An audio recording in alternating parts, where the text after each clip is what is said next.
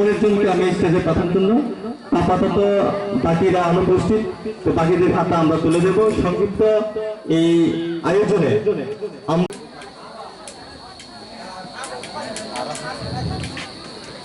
পরের উপহারটি তুলে দিবেন সাধন ত্রিপুরা মহাশয়। Thank you.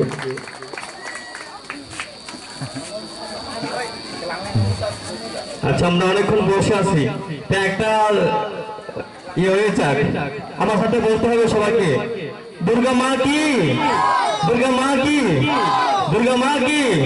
থ্যাংক ইউ কষ্ট করে বলার জন্য মহাশয়। ধন্যবাদ সবাইকে।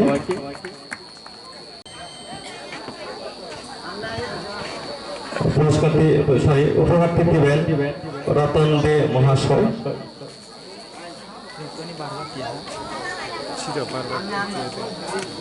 অনুষ্ঠানের দারুণ দৃশ্য, আপনারা বসে আছেন, একটা হাত তুলতে হবে। Thank you.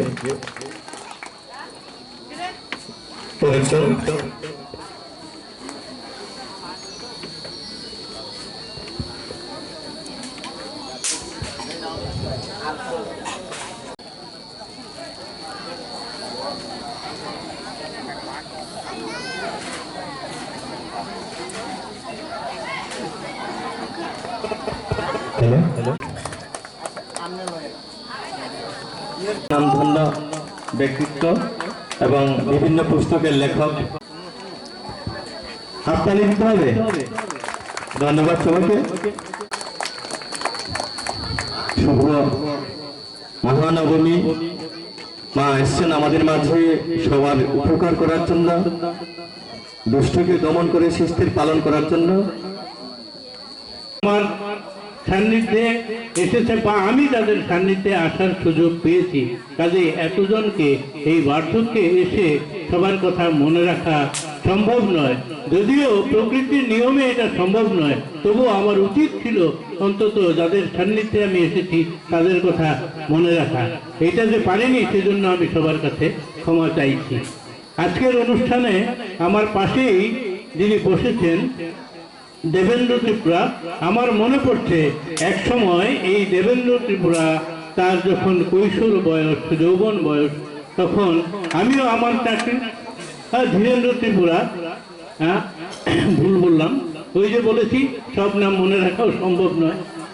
ধীরেন্দ্র ত্রিপুরা একজন ডাক সাইটে কাবাডি খেলোয়াড় ছিল। আমার টিম একবার, আমি সে সময় সাবরুম হাই সেকেন্ডারি স্কুলে খেলার টিমগুলো নিয়ে যেতাম, টিম মানে সমস্ত খেলোয়াড়দেরও তৈরি করতাম এবং অত্যন্ত নিষ্ঠার সঙ্গে তাদের সঙ্গে লেগে থাকতাম। একবার আমরা সাব ডিভিশন টিম অতিক্রম করে ডিস্ট্রিক্টে আমরা চ্যাম্পিয়ন হয়েছি। ডিস্ট্রিক্টের পরে আমরা স্টেট মিটে খেলছি, আগরতলা ওয়েস্ট, সদর ওয়েস্টের সঙ্গে খেলছি। সে সময় এমন একটা অবস্থা হয়েছে, একটা গেম, প্রথম দুটো গেম ড্র হয়েছে, তৃতীয় গেমটা যে জিতবে তার পক্ষেই সেই স্টেট চ্যাম্পিয়ন হবে। এমন অবস্থায় খেলার মাঝখানে একবার হয়েছে কি, আমাদের টিমে শুধুমাত্র একজন এই ধীরেন্দ্রই আছে কোর্টে, আর সবাই আউট হয়ে গেছে। আর প্রতিপক্ষের সদর পশ্চিম দলের সব কটা প্লেয়ার আছে। আমরা তো ধরে নিয়েছি এবার আসলে ধীরেন্দ্রকে মেরে চলে যাবে, সঙ্গে পয়েন্টও পাবে, লোনা 1 পয়েন্ট পাওয়া হয়, ওইটাও পাবে, তারা টিমটা জিতে যাবে, কারণ দুটো ড্র হয়েছে, লাস্ট গেমে ডিসিশন হয়ে যাবে। কিন্তু আমি পেছন থেকে ধীরেন্দ্রকে প্রচন্ড উৎসাহ দিচ্ছি যে কোনো ভয় নেই। ও বলছে, না স্যার আপনি চিন্তা করেন না, আপনি দাঁড়িয়ে থাকেন। ওদের টিমের সবচেয়ে তাগড়া ছেলেটাকে পাঠানো হয়েছে ধীরেন্দ্রকে অ্যাটাক করার জন্য, আর ধীরেন্দ্র পিছুতে পিছুতে পিছুতে তরিকতার স্পর্শ আমি পেয়েছি, যা আমার জীবনে একটা বিশেষ স্মরণীয় দিন হয়ে থাকবে। আমার যে এত ছাত্র এখানে আছেন বা তারা যে সমাজের বিভিন্ন ক্ষেত্রে প্রতিষ্ঠিত, সে বিষয়ে অনেক তথ্যই আমার জানা ছিল না। আজকের এই বস্ত্র বিতরণ অনুষ্ঠানে যারা বস্ত্র দান করেছেন তাদের মধ্যেও বেশ কয়েকজন আমার ছাত্র। এই মঞ্চে উপবিষ্ট যারা রয়েছেন তাদের মধ্যেও অনেকেই আমার ছাত্র রয়েছেন। শিক্ষকতা জীবনের এটাই হলো লাভ, যে শিক্ষকতা যদি নিষ্ঠার সঙ্গে তার দায়িত্ব এবং কর্তব্য পালন করেন, তাহলে তার হাতে যে সমস্ত ছাত্রছাত্রী তৈরি হবেন, শিক্ষার্থী তৈরি হবেন, তারা আজীবন সেই শিক্ষককে মনে রাখবেন। শিক্ষক হয়তো সমস্ত ছাত্র বা ছাত্রীর কথা মনে রাখতে পারেন না, কালের কুটিল গতিতে একদিন তিনি বার্ধক্যে পরিণত হন। যৌবনের যে উদ্দামতার সঙ্গে তিনি পাঠদান করতেন ছাত্রছাত্রীদের কাছে, যেসব কোমলমতি শিশুর সান্নিধ্যে তারা এসেছেন, পরবর্তী সময় এক সময় তারাও জীবনের একটা স্তর অতিক্রম করেন, ফলে অনেকের সেই সময়ের মুখগুলোর সঙ্গে বর্তমান সময়ের মুখ মেলে না।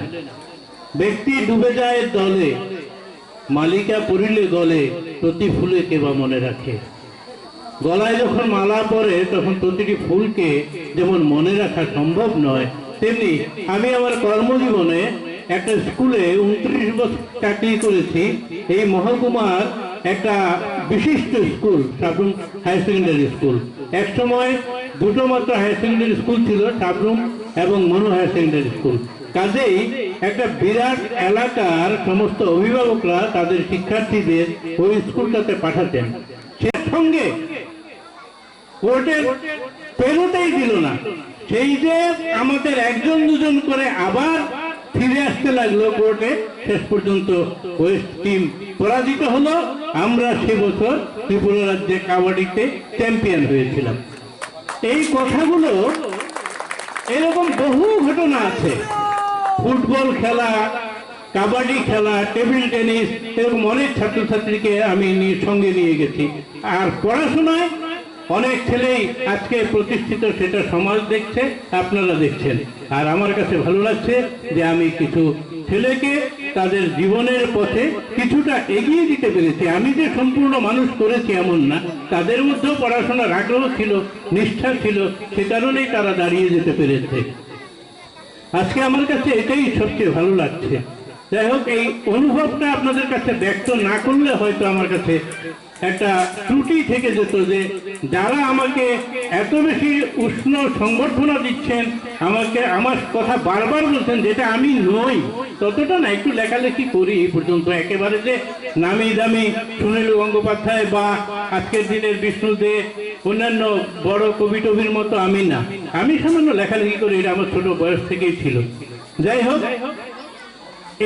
এরপরে আমি অন্য প্রসঙ্গে আসছি। এই যে দেবী দুর্গা, তার আরেক নাম হলো পার্বতী, অর্থাৎ পর্বতের কন্যা পার্বতী। এই দেবী দুর্গার পিতা হলেন হিমালয়। আর আমরা এই যে অঞ্চলের বাসিন্দা, আমরা কিন্তু হিমালয় তো একটা পর্বতমালা, অনেকগুলো পর্বত মিলে হিমালয় পর্বতমালা তৈরি হয়েছে। সেই হিমালয়ের আমরা একটা অংশের, যার পরে হিমালয়টা আস্তে আস্তে ছোট ছোট পর্বতে পরিণত হতে হতে একসময় দক্ষিণে সমুদ্রে মিশে গেছে। আমাদের এই অংশটাকে ভূগোলের ভাষায় বলা হয় অবহিমালয় বা নিম্ন হিমালয়। আমরা সেই নিম্ন হিমালয়ের জনগণ, হিমালয়ের কন্যাকে, হিমালয় দুহিতাকে আমরা শ্রদ্ধার সঙ্গে স্মরণ করি। বৎসরের একটা বিশেষ দিনে তাকে পুজো করি, আবাহন করি। তার সঙ্গে এই যে তার দেবী দুর্গার আবাহন বা তার পূজা, তার সঙ্গে যারা এসছেন, তার পুত্র কন্যা, অসুর, মহিষাসুর, সিংহ এবং আরো কয়েকটা প্রাণীও তার সঙ্গে কিন্তু পূজা পায়। তারা শুধুমাত্র দেবীর বাহন হিসেবে এসেছে এমন না, তাদেরকেও কিন্তু আমার শাস্ত্রীয় নাম হলো নবপত্রিকা। অর্থাৎ এই যে কলা বউটার শরীরে 9টা জিনিসের উপাদান দিয়ে এটাকে তৈরি করা হয়েছে। তার মধ্যে মান, কচু, দারিম্ব, বেল, জয়িত্রী ইত্যাদি বিভিন্ন বৃক্ষ, বিভিন্ন শাক সবজি, বিভিন্ন ফল মিশিয়ে এই পত্রিকাটা 9টা এরকম উপাদানকে নিয়ে, বৃক্ষ জাতীয় উপাদানকে নিয়ে এই নবপত্রিকা সৃষ্টি হয়েছে। তার মানে কি? তার মানে হলো আমাদের জীবনের সঙ্গে, আমাদের কৃষি জীবনের সঙ্গে এই উপাদানগুলো জড়িত। কৃষি যদি বেঁচে না থাকে তাহলে আমরাও বেঁচে থাকবো না। কৃষি কর্মের মধ্য দিয়ে আমাদের জীবন অতিবাহিত হয়। কাজেই সর্বপ্রথম এই দেবীর পূজাই হয়। এটাকে শাকম্ভরী দেবী হিসেবে মান্য করে সমস্ত কাঠামের সঙ্গে তারও পূজা হয়। তো কাজেই দুর্গা পূজাটা যে শুধুমাত্র এক দুর্গা দেবীর পূজা তা নয়, তার সঙ্গে আরো আরো সমাজের বিভিন্ন বিষয়ের সঙ্গে জড়িত তখনকার সময়ের প্রতিনিধি স্থানীয় যারা ছিলেন, যেমন ধনের দেবী লক্ষ্মী, সিদ্ধিদাতা, সমস্ত কিছুর নিয়ামক গণেশ, বীরত্বের প্রতীক কার্তিক, বিদ্যার অধিষ্ঠাত্রী সরস্বতী, সিংহ সূর্যের প্রতীক, মহিষাসুর কৃষি জীবনের প্রতীক। এইরকম বিভিন্ন সমাজের বিভিন্ন অংশের বিভিন্ন প্রতীককে নিয়ে এক একটা রূপ দিয়ে এই দুর্গা প্রতিমার কাঠামোটা তৈরি করা হয়েছে। এটা শুধুমাত্র হিন্দু বাঙালির পূজা না, এটা জাতি উপজাতি সকলের পূজা। সমস্ত দেবতার, দেবীর পূজা, শক্তির পূজা, এই কথাগুলো আমরা শুধু কিছু লোক চরিত্রের তৈরি করে এই কাঠামটাকে তৈরি করেছি। আসলে সমস্ত সমাজের সব অংশের প্রতিনিধিকে আমরা এখানে একসঙ্গে পূজা করছি। জাতি উপজাতির সম্প্রীতি এই পূজার কথার মধ্যেই রয়েছে। এই পূজা দেখুন, গণেশের পূজা আমাদের অঞ্চলে ততটা হয় না, কিন্তু দক্ষিণ ভারতে গণেশের প্রচন্ড পূজা আছে। মহাদেবের পূজা, হ্যাঁ, আমাদের এই অঞ্চলে চড়ক, গাজন ইত্যাদি হয়। এই মহাদেবকেও নিয়ে আসা হয়েছে এই কাঠামের মধ্যে। কাজেই এই যে প্রতিমাটা, দেবী দুর্গার প্রতিমা, দশভূজা দেবীর পূজা, এটা শুধুমাত্র একটা পূজা নয়। এই কথাটা আমি বারবারই বলছি এই কারণে যে এটার মধ্যে একটা সম্প্রীতির বার্তা রয়েছে। অনেককে এক সঙ্গে করে, পার্বতী তো স্বয়ং পর্বতের কন্যা যেহেতু বলেছি, তাহলে এখানকার যে উপজাতীয় সম্প্রদায়, যাদেরকে আমরা বাঙালিরা বলে থাকি পাহাড়িয়া, যেহেতু তারা পাহাড়ে বাস করেন, তাহলে দেবী দুর্গা কিন্তু স্বয়ং সেই পাহাড়িয়া ঘরের একজন কন্যা। তাকে আমরা বাঙালিরাও পূজা করছি। এই যে মতাই শব্দটা আপনারা ব্যবহার করে থাকেন দেবতা বা দেবী অর্থে, তার প্রতীক হলেন দেবী দুর্গা। কাজেই আমি আর কথা বাড়াচ্ছি না, এইটুকুই আশা করছি যাতে এই পূজার সময়ে সমস্ত অংশের মানুষের মধ্যে শান্তি সম্প্রীতির বার্তা বহন করে, শান্তি সম্প্রীতি রক্ষা করে, তাহলেই আমাদের দেবী দুর্গার পূজার যে আবাহন, তাতে সেটা সার্থক হবে। আমরা বলে থাকি ধনং দেহি, জয়ং দেহি, যশ দেহি, বিশ্বজয়ী। মা আমাদের ধন দাও, যশ দাও, এবং আমাদের মন থেকে দেশ, হিংসা, এই কলুষগুলো দূর করো। দেবী দুর্গাকে খুশি করার একটা উদ্দেশ্য বা একটা পথ শুধুমাত্র ফুল বেলপাতা দিয়ে, নৈবেদ্য দিয়ে পূজা করলাম তা না। সমস্ত মানুষের মধ্যে ভগবান আছেন। আজকে লুধুয়ার যে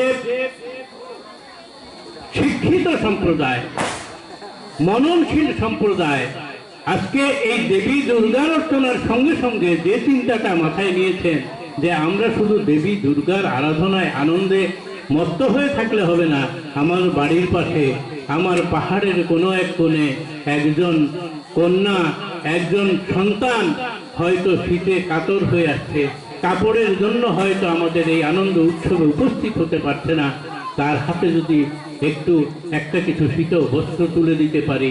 আমরা সারা বছর তো অনেক টাকা পয়সা রোজগার করি, আমাদের সে আয়ের সামান্য অংশ যদি তাদের কল্যাণে ব্যয় করতে পারি, তাদের মুখে যদি হাসি ফোটাতে পারি, তাহলে এই যে কয়েকজন মায়ের মুখে হাসি ফুটিয়েছে, সেই দেবী দুর্গার মায়ের হাসি ফোটানোর সামিল হয়েছে, এটাই আমি মনে করি। এবং সর্বশেষে আমি এই কথাটাই বলছি যে আমার শিক্ষকতা জীবনের সার্থকতাও এই যে আমি এমন কিছু ছাত্র, এমন কিছু সন্তানকে তৈরি করতে পারলাম যারা মানুষের জন্য চিন্তা ভাবনা করেন, শুধুমাত্র নিজের সুখের জন্য নয়, নিজের আনন্দ উল্লাসের জন্য নয়, প্রতিবেশীর জন্য, তার গ্রামের জন্য, তার পাড়াপড়শির জন্য, সর্বোপরি দেশের জন্য ভাবেন। তেমন কিছু তরুণ সৃষ্টি হয়েছে যারা আগামী দিনে আমাদের দেশকে সঠিক পথে এগিয়ে নিয়ে যাবেন। এই আনন্দ নিয়ে আমি আজকে সবার কাছ থেকে বিদায় নিচ্ছি। নমস্কার, সবাই সুখে থাকবেন। কালকে বিজয়া দশমী, আগাম দশমীর শুভেচ্ছা আপনাদের জানাচ্ছি। জয় হিন্দ, জয় ভারত।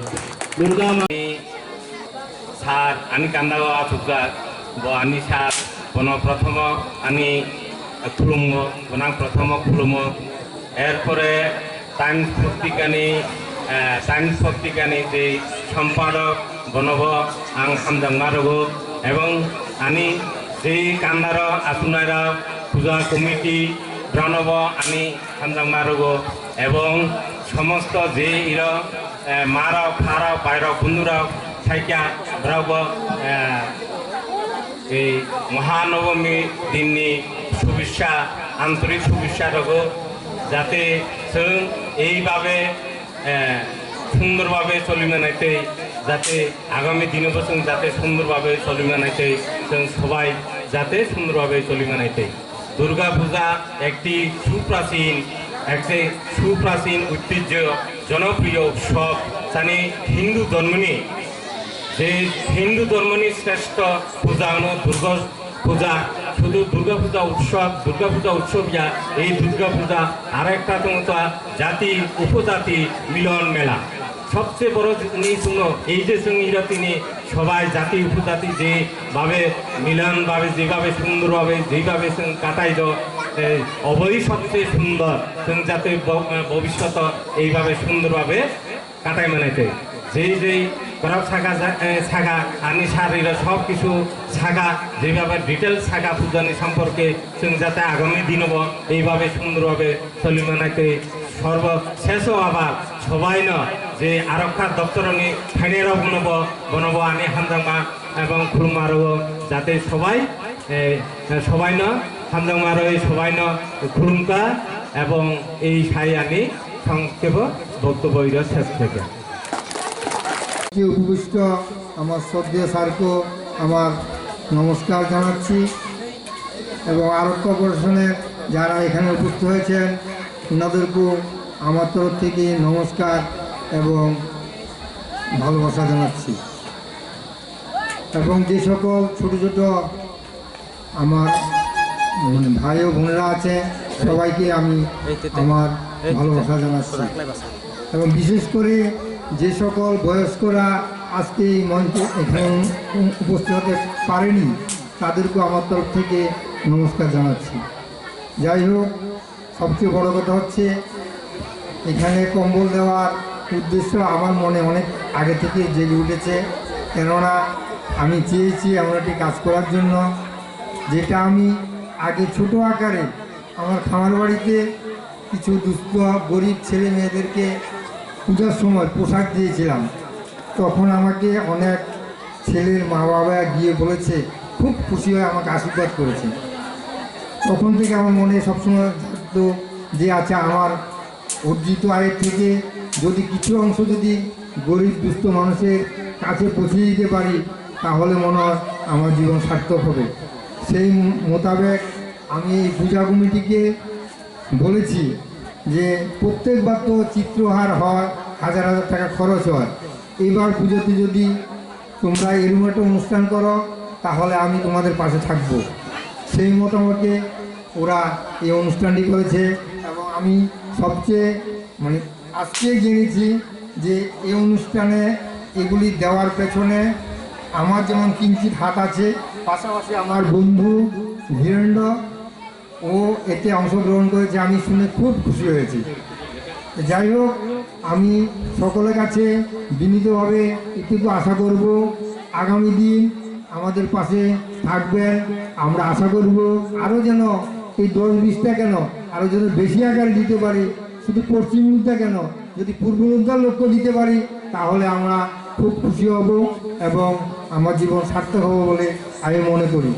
পাশাপাশি বলছি, যদি এলাকার লোকরা আমার একটা মনে এসেছে, সেদিন আমি টিভিতেও দেখেছি, আমার সেটা মনের খুব ইচ্ছা, যদি আমাকে বাজার কমিটি থেকে একটু সাহায্য করে যদি একটা জায়গা দেওয়া হয়, তাহলে আমার খুব ইচ্ছা যে আমাদের বাড়িতে যে পোশাকগুলো পুরনো হয়ে বস্তা আকারে রেখে দিয়েছি বা যেগুলো আমাদের কাছে আবর্জনা মতো কিন্তু বাড়ি থেকে ফেলে দিই না, সেই বস্ত্রগুলো এনে আমি যদি লুধুয়ার এলাকার মধ্যে দিতে পারি তাহলে মনে হয় আমার খুব আরও আনন্দিত হব।